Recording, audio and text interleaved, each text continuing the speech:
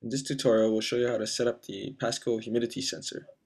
Here we have the Passport AirLink 2. If you flip it up on the side, this is the power switch. And you'll notice that there's a green LED blinking.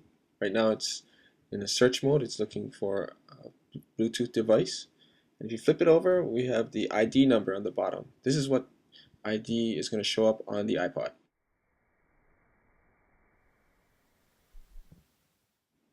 Okay, so here we've got the humidity sensor and the AirLink. And if you look at the connectors, they only fit one way.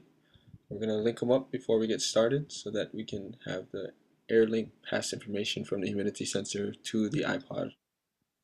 We turn the switch on here and the green light should start blinking.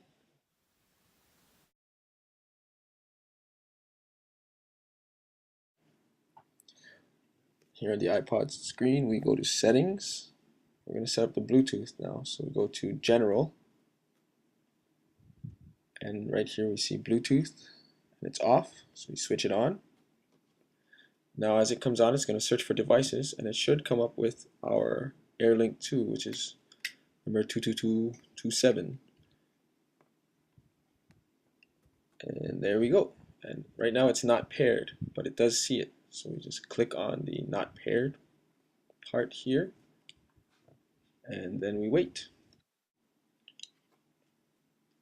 And now we're connected. So what we can do is click on this just so you can show you. You could forget the device if you wanted. Go back, we hit General, Settings, and then hit the Home button. It will take us right back to the main menu. We can now start SparkView, and from here we're going to set up our experiment. Now let's set up our experiment. So we click on SparkView, and then we go to the plus sign up in the right corner, and let us make a new experiment. Add the title here. You want to be descriptive with your title, and as well as a description. Use good details to document.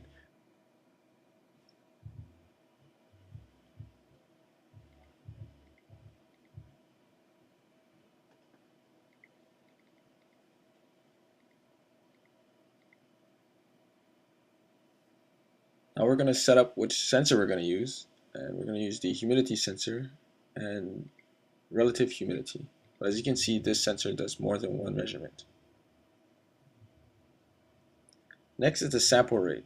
Now this is important. If you're doing a long duration test, you want to set the sample rate a little slower than this. But for example, we're going to go with 1 Hertz, which means 1 sample per second. We can also set the length of our experiment under the duration menu.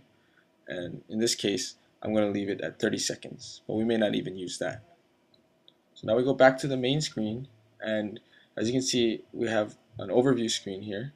You can see what's going on in your experiment. You can always delete the experiment or edit it.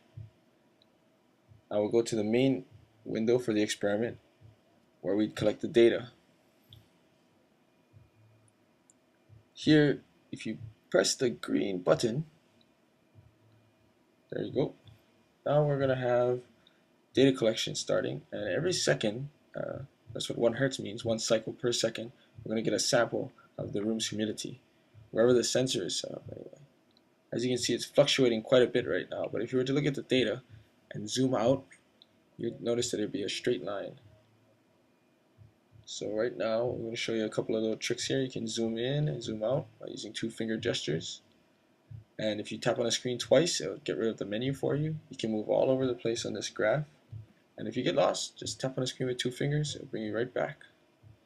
You can continue checking out your data. You can also sweep to the side and it'll bring up different views.